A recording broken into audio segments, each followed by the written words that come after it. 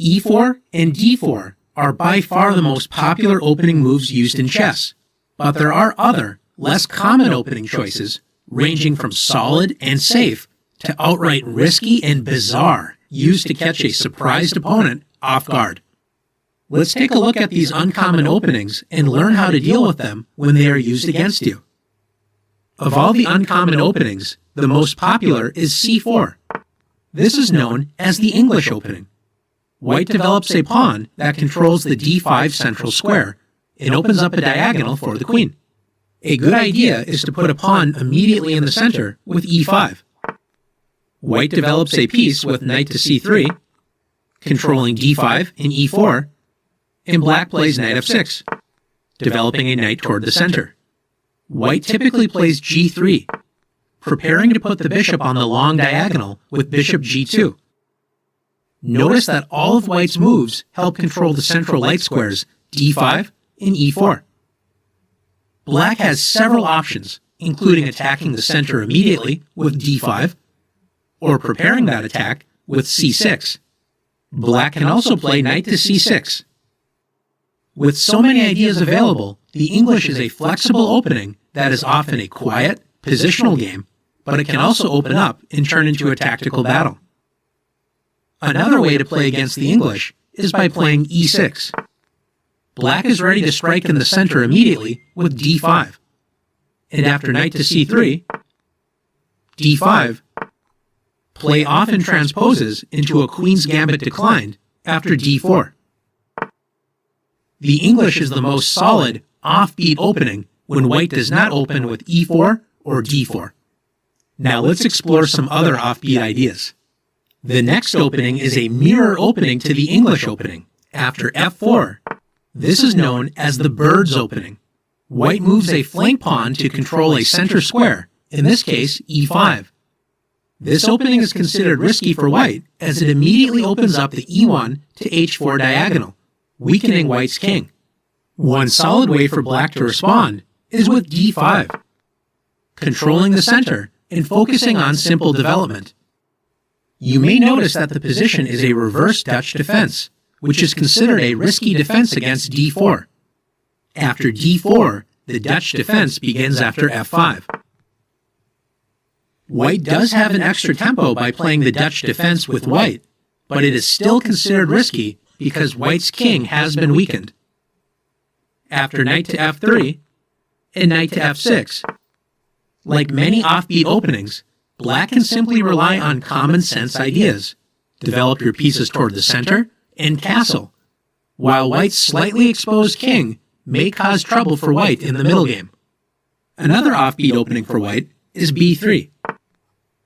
White plays this move to open a space for the dark squared bishop to enter the long a1 to h8 diagonal. Once again, Black should control space in the center with e5. And after bishop b2, White fianchettos the bishop, placing pressure on the e5 pawn. After knight to c6, Black develops a knight and protects the pawn on e5.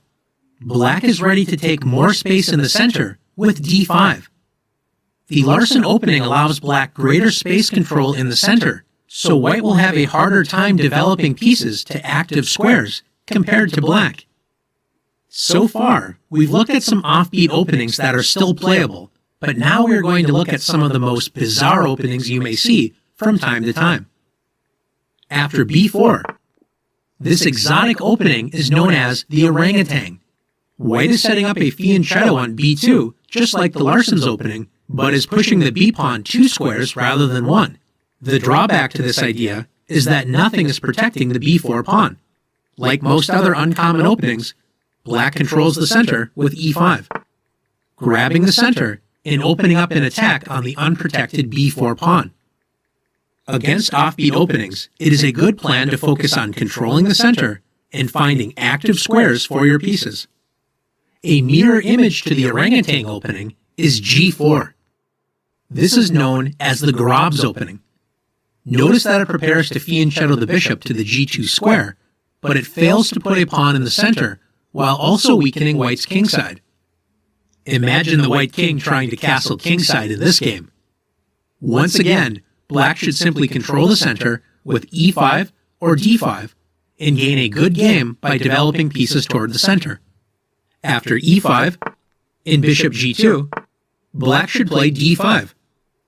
Black places 2 pawns in the center and opens up the light squared bishop's attack on the g4 pawn. Let's take a look at one more uncommon opening. After a3, this opening is known as the Anderson's opening. This opening does not help with white's development, but it is at least not as harmful to white's position as the reckless Grob's opening. White basically wants to play with the black pieces, with the extra move a3 thrown in. Since a3 doesn't harm white's position too much, white's position should be okay. Again, when in doubt, if your opponent does not control the center, take control of it yourself, such as with e5. Now that you've learned uncommon openings, it's time to put your skills to the test.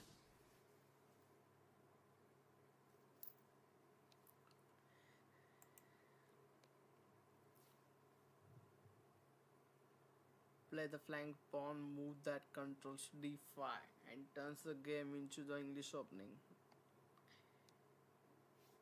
To play the English, I think I have to go with e4 first.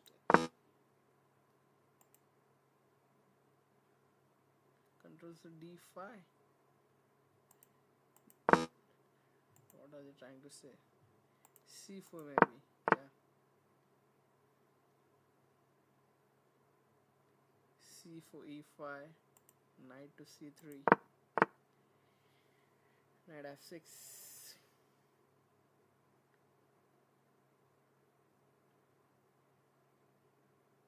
and maybe after g3, yeah, g3, knight c6, bishop g3. It's called as English. How can black move center pawn and help prepare d5?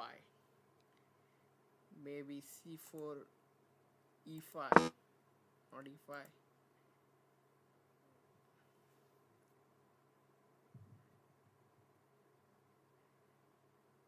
Maybe c6, not c6, but after e6 maybe, yeah. e6, knight, c3, d5, d4.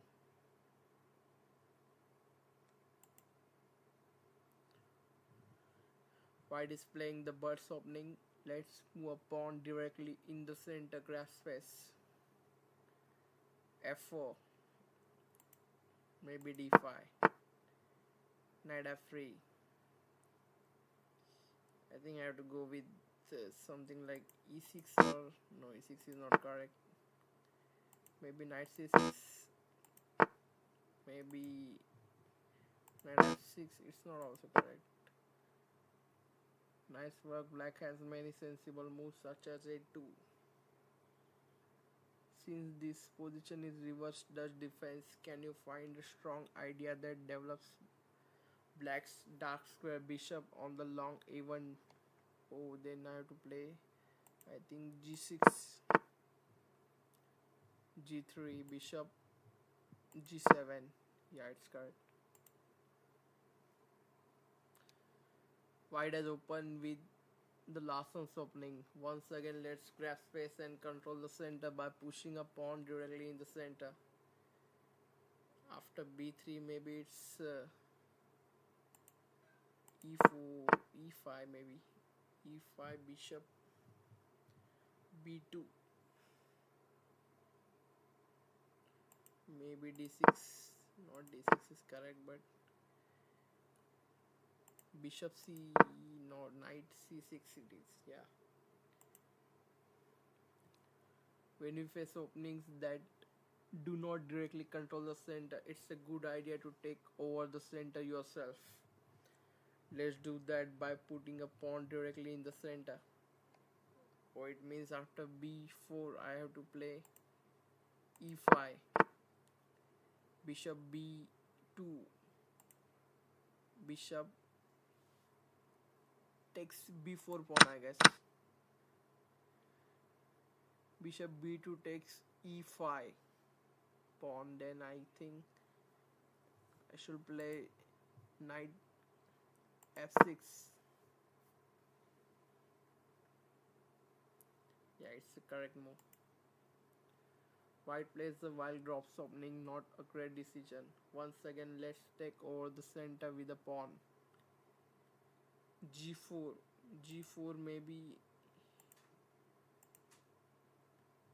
d5. No, d5 is not correct. Maybe after e5. Bishop g2.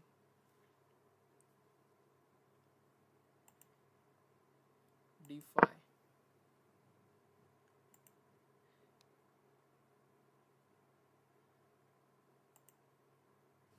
The way we open a game of chess largely shapes the type of game that will be played. Will it be a fast-paced, aggressive game filled with tactics and attacks, or a slower, strategic game with more positional maneuvering? It's up to you and your opponent. The most popular white opening is e4. You may have heard of the Ruy Lopez, Italian game, and Sicilian defense openings. They all start with the move e4. Now let's take a closer look at the basic ideas behind these e4 openings. Black's most classical defense to e4 is e5, gaining an equal amount of central space.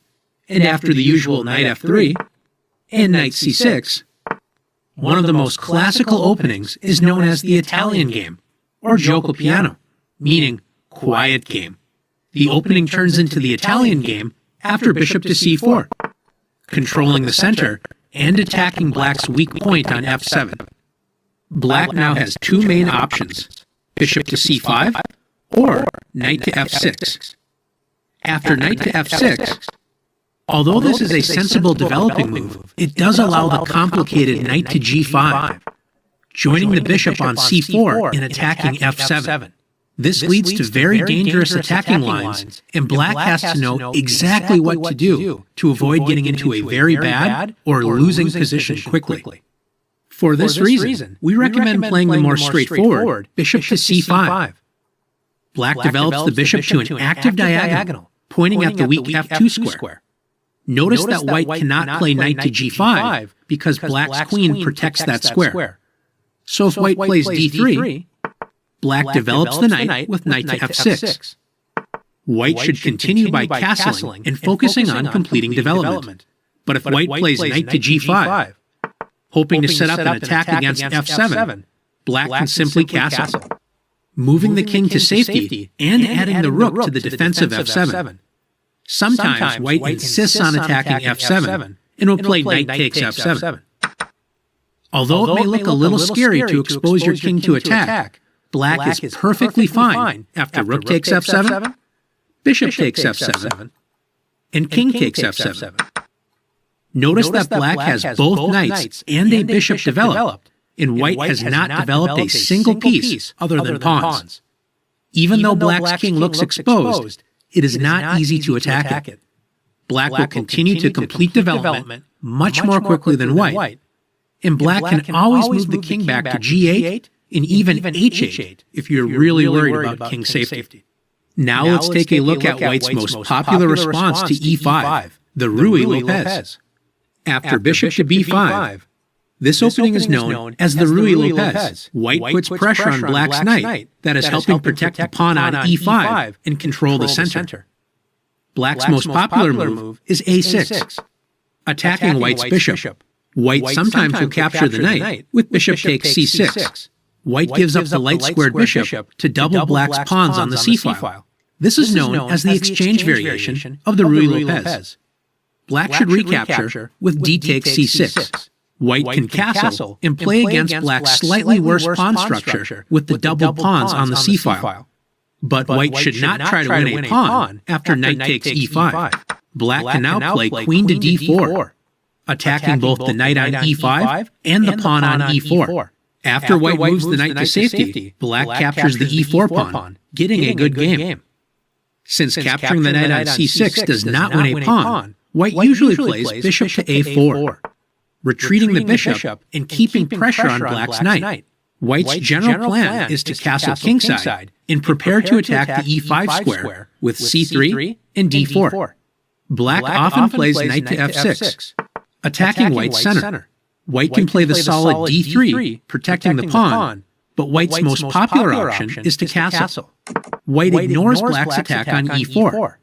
If Black attempts to take the pawn with knight takes e4, White temporarily loses a pawn on the e-file. But notice that Black has a knight, pawn, and king all lined up on the open e-file. White's rook can now attack on the e-file with rook e1, attacking Black's knight. If Black's knight retreats, the rook will join the knight on f3 in attacking the e5 pawn, so White will regain that pawn. If Black tries to protect the knight, notice that White can simply play d3 on the next turn and force the knight off the e-file. Although knight takes e4 is a respectable line if Black doesn't try to keep the pawn, Black usually decides where to develop the dark-squared bishop. Black sometimes plays bishop to c5, bringing the bishop to the active g1 to a7 diagonal. One good plan for White is to play c3, followed by d4, attacking the bishop and gaining a large center. Since the bishop on c5 can become a target of attack, Black's most solid option is to play bishop to e7. Black is ready to castle with a solid position. It is very important for Black to know what to do after White's most popular response, rook to e1. Once the e4 pawn is protected, White is ready to play bishop takes c6 and win the pawn on e5. Black should prevent this by playing b5. And after bishop to b3, Black castles. White will prepare to attack Black's center pawn on e5 with c3 and d4. Black usually defends e5 by playing d6 and deciding where to develop the light-squared bishop. This is one of the most well-known positions in the Ruy Lopez. After learning more about the Italian and Ruy Lopez openings, let's test your opening knowledge in the challenges.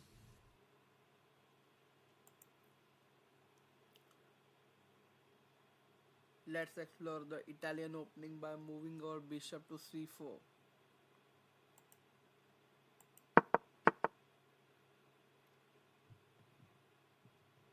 Great job. White's bishop controls an excellent diagonal and White is ready to castle. After bishop c4, the opening is known as the Italian game by playing knight f6.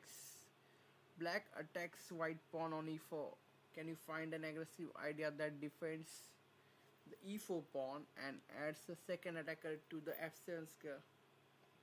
Maybe it is knight to g5. Nicely found. White is already threatening to knight into f7, forking Black's queen and rook. Black must know exactly how to defend extremely sharp position or will end up in a terrible position. Okay. Since White may play knight g5, choose between playing h6, bishop e7 or bishop c5. Which move is best? Maybe bishop c5 is best. Yeah. Because after d3, you got it. Black's bishop moves to an active diagonal. White plays the solid move d3. Where should Black develop the knight on g8 to prepare castling? To prepare for castle, I think knight g6 is best move. Exactly, White should play a solid move such as castle. But White tries a premature attack. How can Black calmly respond to this questionable move? With a short castle. Yeah, after the castle, knight takes f7 pawn, rook takes knight on f7, bishop takes knight. No, bishop takes rook on f7. Then king takes bishop on f7. Yeah.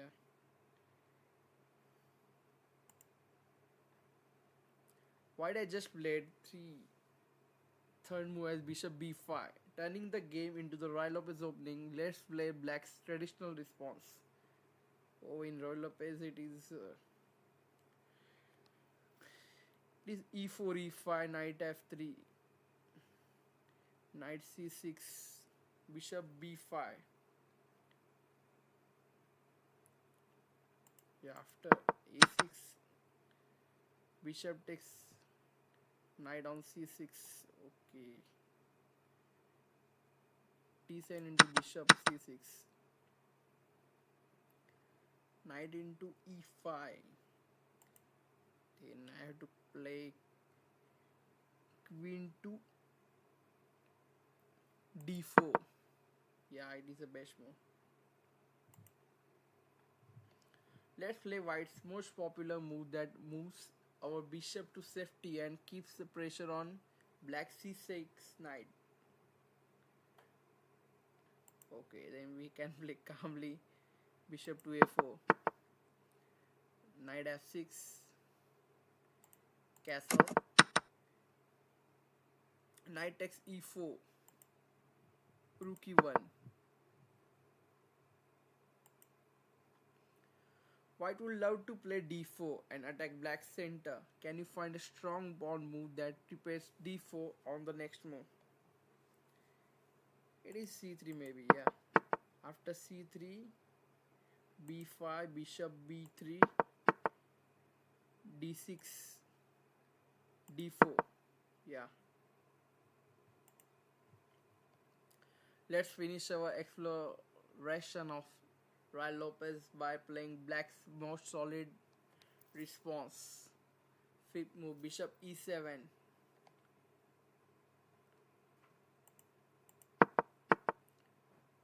Rook e1. Castle. No, castle is not wrong. Maybe b5.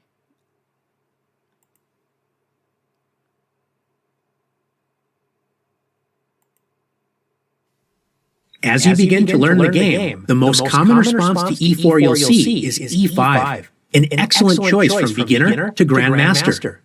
Once you gain more experience, you will also see c5. This is known as the Sicilian defense. Black fights for the d4 square immediately. After knight f3, black has several popular moves, including e6, d6, and g6. The Sicilian is such a complicated opening with so many options. We are just going to discuss the basic ideas that both sides can use. Of the many options, knight to c6 is one of the most popular choices. White sometimes plays bishop to b5, but White's most popular and aggressive move is opening up the position with d4. This is known as the open Sicilian. Black will not let White keep two pawns in the center. So black trades a wing or non-center pawn, c5, for White's central d4 pawn with c takes d4. After knight takes d4, White wants to open up the position to attack because White can complete development faster than Black. Because remember, Black spent time to play c5 on the first move to imbalance the position instead of developing the king side right away with the safer e5. On the other hand, Black is happy to trade pawns on d4 because this means Black has two pawns, d7 and e7, that can fight for central space, and White has only one central pawn, e4. The Sicilian can be very tactical, where attacks and counterattacks are common. Here are a couple common plans for both sides. Black can attack White's center immediately with e5, or fianchetto the dark-squared bishop with g6. And after knight c3, bishop g7, Black's bishop attacks White's knight on d4. This opening is known as the accelerated dragon. After bishop to e3, protecting the knight and developing a piece, Black usually plays knight to f6. White can play positionally by playing bishop to e2 and castling kingside, a common setup for White against almost all Sicilian defenses. Or play the more aggressive bishop to c4, pointing at Black's weak f7 square. White may decide to castle queenside and attack Black's kingside with moves like f3, g4, and h4, or play more cautiously by castling kingside. Black will always look for a chance to safely play d5, attacking White's center and opening up the light-squared bishop. Another popular choice for Black is to play knight f6. And after knight c3, instead of trying to attack White's center immediately, Black will sometimes try to keep the center closed with d6. And after bishop c4, play e6, blocking white's light-squared bishop from attacking f7 and preventing any white pieces from entering the d5 square. After bishop to e3, protecting the knight on d4, and bishop to e7, white can safely castle kingside or play queen e2, so that after castles, white sharpens the game with castling queenside. White has ideas such as f3, g4, and h4, attacking the black kingside. And black will try to attack on the queen side with ideas of a6 and b5, or try to open up the center with d5. As you can see, there are a lot of ways to play the Sicilian defense. Now that you've been introduced to the sharp Sicilian defense, let's take it to the challenges.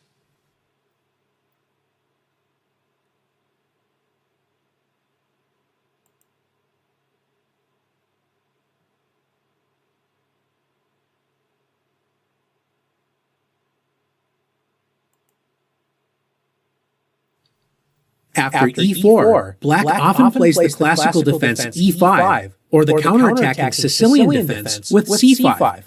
Both moves put pressure on the d4 square, but black doesn't always play to prevent d4. Another popular way of opening against e4 is by allowing white to get two pawns in the center and then counterattacking white's center. After e6, the opening is known as the French defense. White grabs more space with d4, and black strikes in the center with d5. One common way for white to continue is by playing e5, known as the advanced variation. White advances the pawn and grabs space. Black will fight against white's center with c5, and after c3, white creates a strong pawn chain from b2 to e5. This is a typical position in the French defense. White gains more space in the center and tries to hold on to the space advantage, and black tries to attack and destroy white's center. Defending the e4 pawn and developing a knight is more popular than the advanced variation. The most popular opening is after knight c3, protecting e4 and putting pressure on the d5 square. This allows black to play the sharp bishop to b4, pinning white's knight and threatening to capture the pawn on e4. White's most common reply is e5, gaining space in black's territory. Once again, black counterattacks white's center with c5. The other popular move to defend e4 is knight to d2, known as the Tarrasch opening. This move prevents black from pinning the knight with bishop to b4 because white can play c3. Notice this move does block the bishop on c1 and queen on d1. So development in this opening can be a bit slower than knight to c3. Black continues by attacking white's center, often with the typical French defense counterattack move, c5. Notice one drawback in the French defense is after the move e6, black's bishop on c8 is blocked. We'll now take a look at a similar opening that develops the light-squared bishop before playing e6. After the move c6, this is known as the Caro-Kann opening. It is a solid option to prepare an attack on e4, so it is similar to the French defense. After d4, d5, a popular choice for white is e5.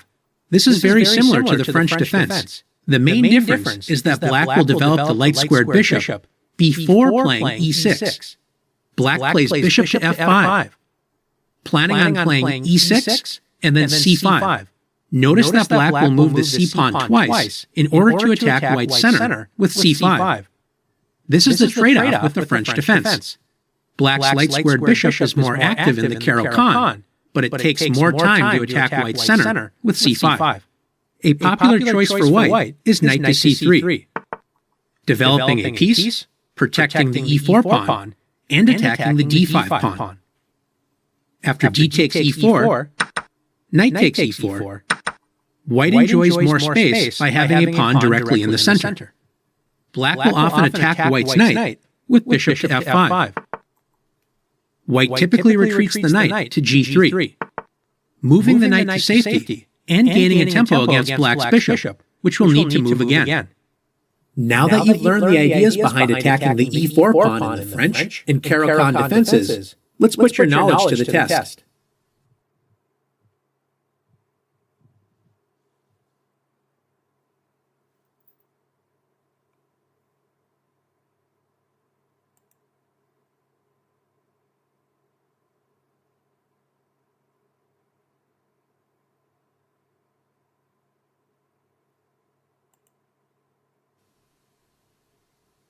D4 is White's most popular alternative to E4 games. Although typically not as fast-paced as many E4 openings, D4 is a rich opening move with many positional and attacking ideas. Let's take a look at some of the most common openings after D4. After D4, White is ready to play E4 on the next turn, so Black's most solid defense is preventing this idea with D5. White will sometimes play moves like bishop f4, known as the London system, but White's most direct and popular plan is to put pressure on d5 right away with c4. This opening is known as the Queen's Gambit. White wants to remove Black's pawn on d5 so that White can play e4 and gain more space in the center. Black's two most popular responses to the Queen's Gambit defend the d5 pawn with either e6 or c6. But sometimes Black captures the pawn with d takes c4, known as the Queen's Gambit accepted. Black typically does not get a good position by trying to hold on to the extra pawn on c4, but the main idea behind giving up the center is to open up the d-file to place pressure on d4. White will usually take over the center with e4, planning on rapid development and trying to prevent Black from comfortably developing. Giving up the center is usually a risky decision, so Black more often protects the d5 pawn with one of the next two opening ideas. When Black plays c6, this opening is known as the Slav defense. Black protects the d5 pawn, so if White captures on d5, Black can recapture with a pawn and still control the center. After knight to f3 and knight to f6, White usually plays knight to c3. Black has a choice to make the opening a Slav or a semi-Slav defense. How do we know which opening is which? The Slav defense is when Black develops the light-squared bishop before playing the move e6. The semi-Slav defense is when Black keeps the bishop on c8 and plays e6. If Black wants to play the Slav defense, which means developing the light-squared bishop before playing e6, Black should play d takes c4. If Black plays bishop f5 immediately, White has the tricky c takes d5. And after c takes d5, White now plays queen to b3. Notice that White's queen attacks b7 and adds a second attacker to the d5 pawn. Black can play b6, but this weakens light squares in Black's territory. Black could retreat the light-squared bishop back to c8, maybe Black's best choice, or try queen to b6, protecting the b7 pawn and attacking White's queen. White can win a pawn after knight takes d5. And if Black trades queens with queen takes b3, hoping that White will immediately capture the queen and then lose the knight on d5, White has the very nice in-between move, knight to f6 check. And White has won a pawn after all of the trades. This explains why Black plays d takes c4 first. Black captures the pawn and is threatening to hold on to the pawn with b5. So White typically plays a4, preventing b5. White is ready to play e4 and take over the center, so Black will play bishop to f5, developing the bishop toward the center and protecting the e4 square. This is the main line of the Slav defense. White will often play e3, protecting the d4 pawn and preparing to recapture Black's pawn on c4 with the light-squared bishop. Both sides will focus on completing development and castling. If Black does not play the Slav defense by developing the light-squared bishop before playing e6, Black's other main idea is to play the semi-Slav defense with e6. Black builds a very solid structure in which both e6 and c6 protect the d5 pawn. Black can play solid developing moves aimed at controlling the center, such as knight b to d7 and bishop to d6. White can play the slow but solid e3, adding protection to the center and protecting the c4 pawn. But this move does block the dark squared bishop. Or white can play the more aggressive bishop to g5, pinning black's knight and placing pressure on the center.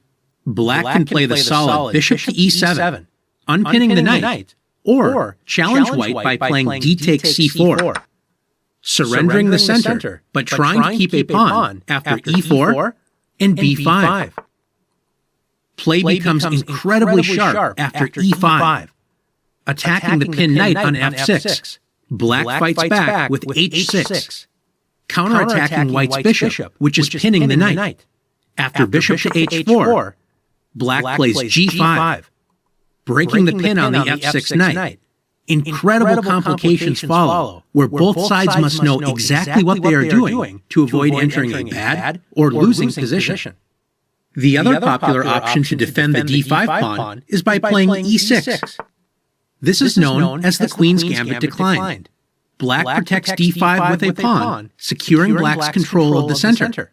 The only drawback is that the light-squared bishop on c8 will have issues developing. After knight to c3 and knight to f6, both sides develop knights toward the center and focus on the d5 and e4 squares. White now has a couple of options. Sometimes white plays knight to f3 and bishop to f4, placing pressure on c7 as well as the queen side in general. The more traditional move is bishop to g5, developing a piece and pinning the knight to the queen. Black plays bishop to e7, unpinning the knight and preparing to castle. One common line of play is e3. White controls the center and prepares to complete kingside development. And after castles, unlike e4, e5 openings, when white's light-squared bishop often moves to c4 to enjoy the open diagonal pointing toward black's castled king, notice in d4, d5 openings, that diagonal is blocked by the d5 pawn. Can you see a more active diagonal for white's light-squared bishop? That's right, the b1 to h7 diagonal. White will plan on developing the bishop to d3, move the knight to f3, and castle. Black, on the other hand, has to decide what to do with the light-squared bishop. A popular plan for black is to play b6, planning to develop the bishop to b7 and protect the pawn on d5 and help control the center. The Queen's Gambit decline is a safety-first opening where black builds a strong center around the d5 square and tries to prevent white from favorably opening up the center with e4. After exploring the main ideas behind d4, d5, let's go to the challenges.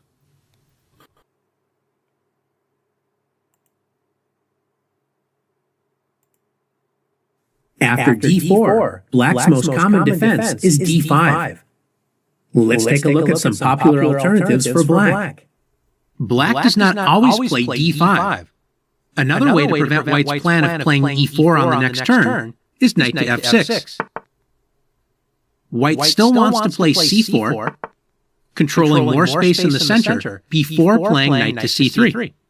After e6, white plays knight to c3, threatening to play e4 on the next turn. Black can now play bishop to b4, pinning the knight to the king so it cannot support e4.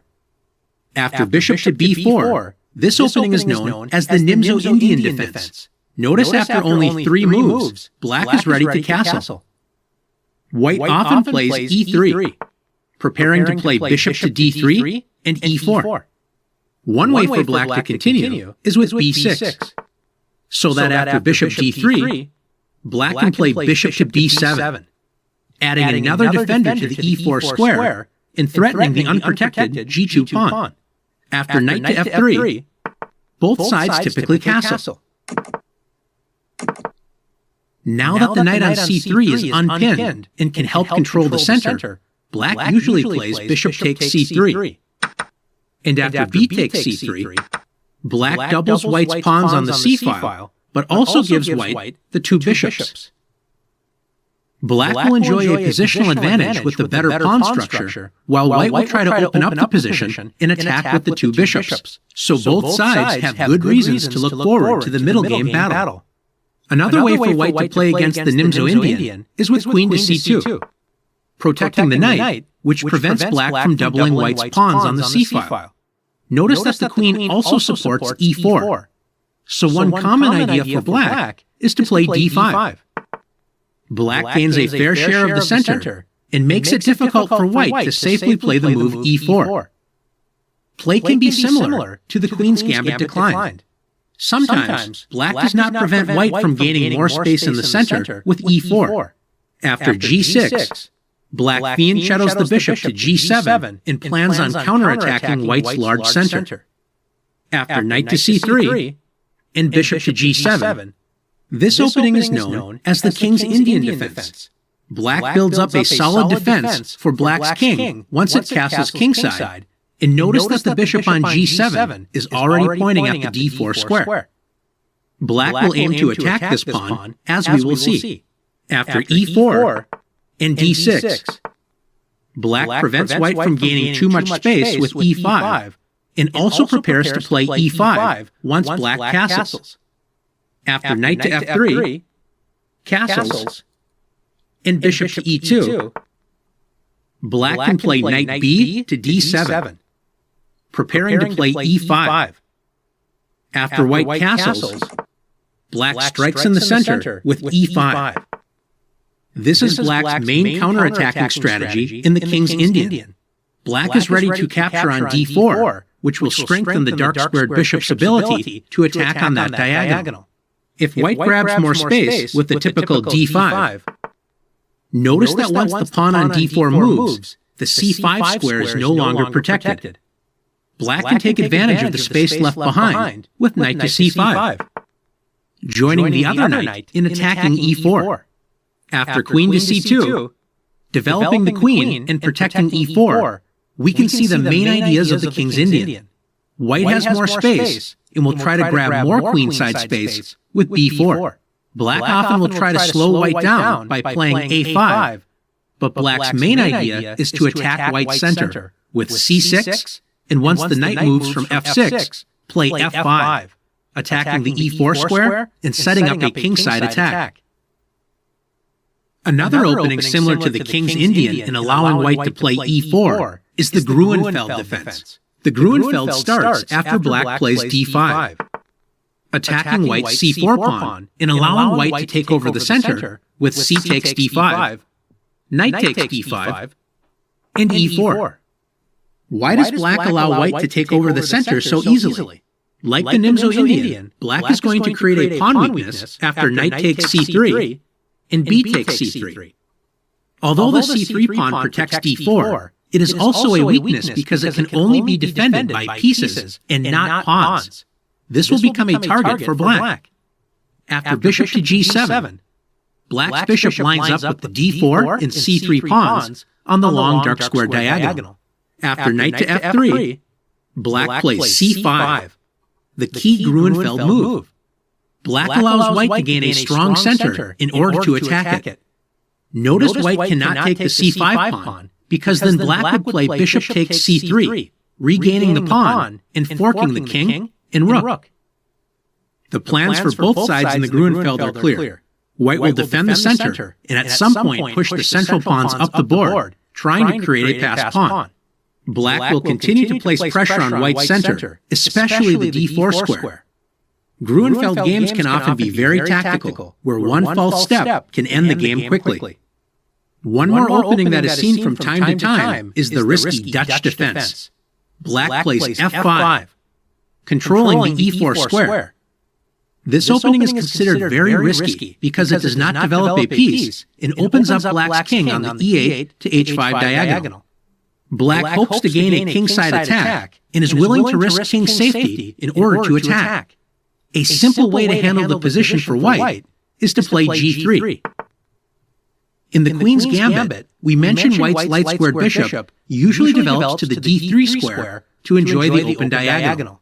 Notice that f5 blocks white's bishop if it tries to move to the d3 square, So white will often place the bishop on the long light square diagonal, h1 to a8.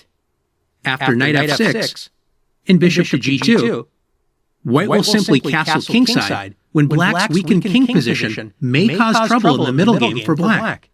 Now that you've learned many of the common d4 openings, it's time to test your knowledge.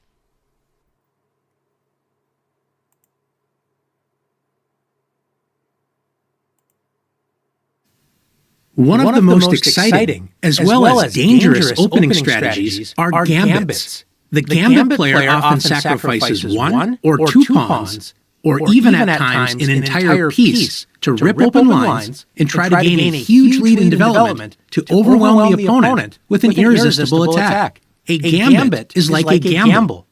If it works, the gambit player often wins quickly. But if the gambit fails and the defense holds, the gambit player can simply have a bad position and even enter a losing endgame where the missing material decides the game. Let's take a look at some examples of gambit play. After e4, e5, and f4, this opening is known as the king's gambit. White gambits the f-pawn, allowing e takes f4, in order to gain more central control with d4. White also hopes to take advantage of not having a white pawn on the f-file to use that file to attack with rooks and a queen later in the game. The king's gambit is risky, not only because it sacrifices a pawn, but it also opens up white's king to possible attack on the e1 to h4 diagonal. After accepting the gambit pawn, black is already threatening queen h4 check, so white typically plays knight to f3. Developing a piece and protecting the h4 square from attack. White's goal is to develop quickly and set up an attack before black can complete development. If white succeeds, white will often win with quick attacks. If white is unable to break through black's position, black will often be up material, have a safer king, and enjoy a better position. Another gambit for white that sacrifices even more material is known as the Danish gambit. It begins after d4. After e takes d4, white offers another pawn with c3. After d takes c3, white develops with bishop c4, offering another pawn. After c takes b2 and bishop b2, white has sacrificed two pawns to open the long dark square diagonal a1 to h8. And white now has two bishops already developed and pointing toward black's kingside. White's pawn on e4 also controls good central space, so black must be careful as black does not have any pieces developed. As black is so far behind in development, one popular plan is to return at least one of the gambit pawns with d5. This opens up black's light squared bishop, and it also attracts white's bishop to d5, where it will later be attacked by knight f6. This will help black catch up in development. It's important to remember that when you play against a gambit and accept material, one effective strategy is to return some of the material to catch up in development and slow down your opponent's attack. Since e takes d5 would block the light squared bishop's attack on black's weak f7 square, and queen takes d5 would offer a trade of queens, usually not a good way to continue an attack, white usually plays bishop takes d5. And after knight f6, black's first piece is developed. Notice that black's king is overworked. It is protecting both the f7 square and the queen on d8. White has the nice deflection tactic, bishop takes f7 check. This is why gambit play can be so dangerous. When your opponent gains a lead in development, these tactics often appear. It turns out, however, that black has not blundered, because black has a clever trick prepared after king takes f7 and queen takes d8. Black loses a queen for the moment, but notice that the white queen is lined up with black's bishop and rook. Can you find a discovered attack that regains the queen for black? That's right. After bishop b4 check, black's bishop checks the king and reveals the rook's attack on white's queen. White's best move is to play queen to d2. gaining more material before the doomed queen leaves the board. After bishop takes d2 check, knight takes d2, and rook e8. The wild gambit play has settled down, where both sides have equal material in this queenless middle game. Not all opening gambits are played by white. After the moves d4, knight f6, and c4, black can play the Budapest gambit with the move e5. This move opens up lines for the dark-squared bishop and queen, and also attacks white's center. If white wants to fight for an opening advantage, white should accept the Budapest gambit with d takes e5, accepting the gambit and attacking black's knight. Black now focuses on attacking the e5 pawn, starting with knight to g4. After bishop f4, knight c6, and knight f3, both sides have been developing pieces to fight for the e5 square. After bishop to b4 check, white can play knight to c3, letting black capture the knight and double white's pawns, or play knight b to d2. This is a solid move for white, but white must be on the alert for one deadly tactical trick that black will try. After queen to e7, black adds a third attacker to e5 and also lines up with white's king on the e file. A simple way to play for white is to play e3, bishop e2, and castle kingside, returning black's gambit pawn on e5. Like most other gambit lines that black can play, white should have the better chances by developing sensibly and staying alert for tricks. But sometimes white plays a3, trying to unpin the knight on d2. Black now has the surprising knight g takes e5, completely ignoring white's threat. White will still be just fine after knight takes e5 and playing e3. But if white insists on capturing black's bishop with a takes b4, black can now win the game in one move. Can you see how?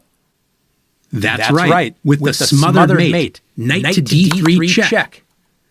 The pawn on e2 is pinned, and the king is smothered by its own pieces. You've now learned some typical gambit openings and ideas, so now it's your turn to test out your gambit knowledge.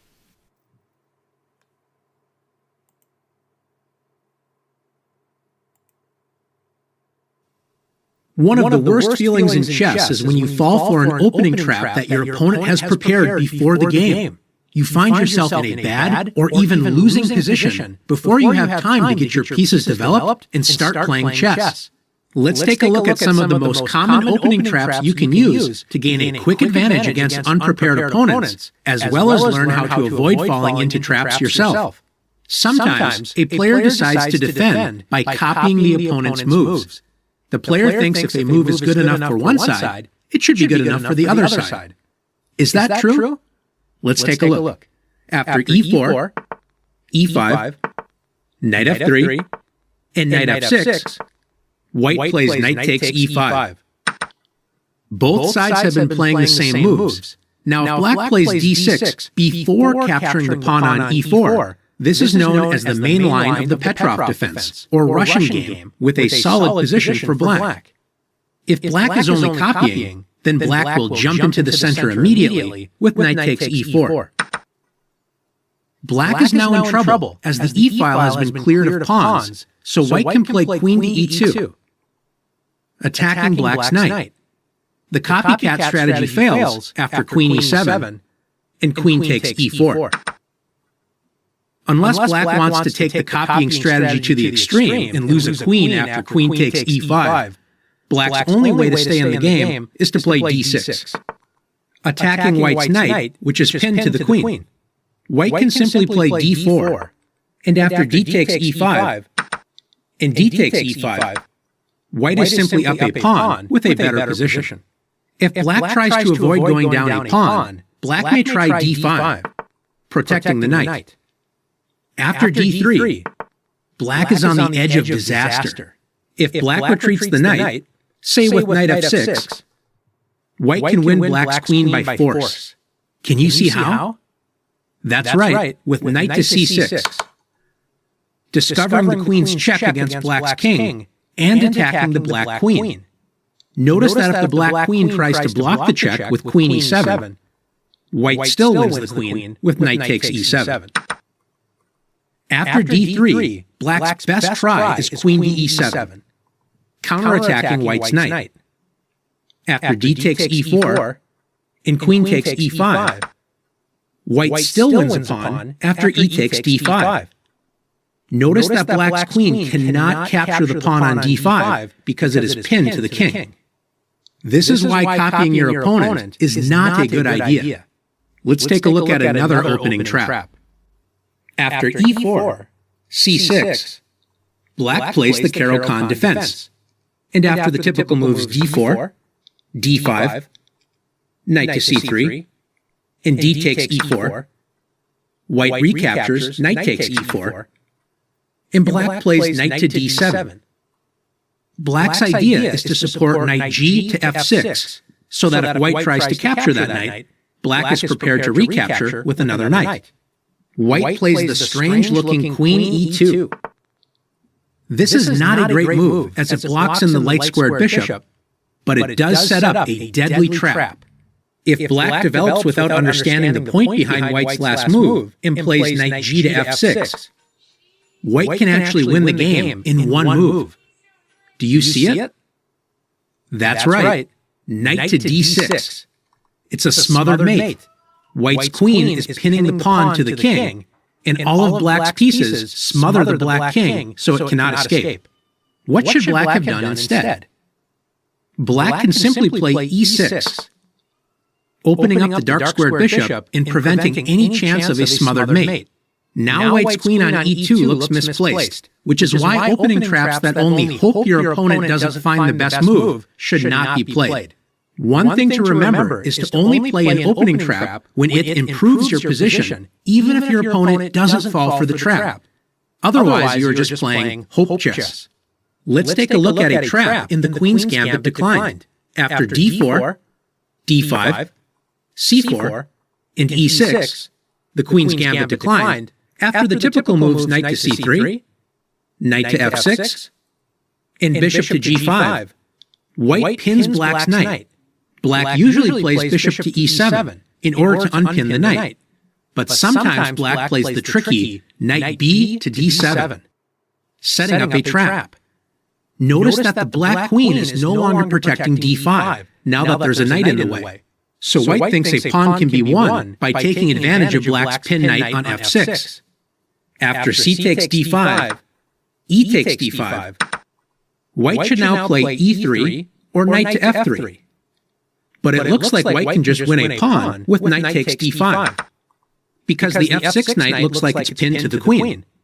Well, it is pinned to the queen, but that doesn't stop black from playing the surprising knight takes d5. After bishop takes d8, notice that white's king only has one square available, d2.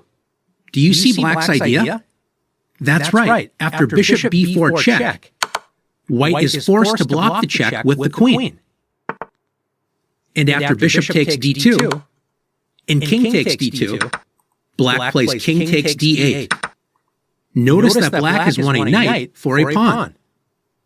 In the queen's gambit, it's important to know that it's not really a gambit. A gambit being an opening in which one side sacrifices a pawn or more material for an attack. Because after d takes c4, although the most aggressive move is e4, grabbing more space in the center and threatening to recapture the pawn on c4, sometimes white prefers e3. Black's best idea is to focus on developing the kingside pieces and castling. Sometimes black is tempted to hold on to the c4 pawn with b5. Black is in for a surprise. After a4, white attacks the defender of the c4 pawn, b5. And after c6, white can play a takes b5. And after c takes b5, notice that now that the pawn is no longer on c6, the h1 to a8 diagonal has been opened. Can you find a way for white to take advantage of these weak light squares and win a piece? That's right. Queen to f3. White threatens to win the rook on a8. Black's best defense is to give up a knight for free after knight c6. So after queen takes c6 check, black can play bishop to d7, attacking the white queen and revealing the black queen's protection of the a8 rook. White is up an entire piece, so this shows the risk of trying to hold on to the c4 pawn in the queen's gambit. Now it's your turn to practice setting up as well as avoiding opening traps.